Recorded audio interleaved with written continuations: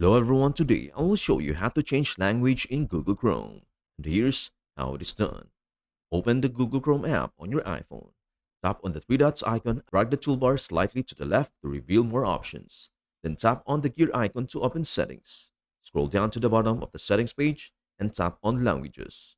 Here, you will see the list of currently available languages. For example, I have three versions of English. To add a new language, tap on Add Language. You can either scroll through the list or use the search bar to find a specific language.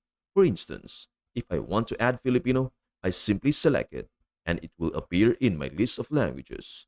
To set a new browser language, swipe left on any language in the list to reveal the delete option. Tap delete to remove other languages, ensuring the one you want remains as the default.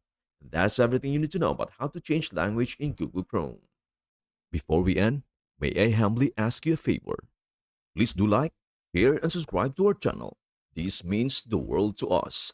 Thank you so much for watching. We hope to see you in our next video.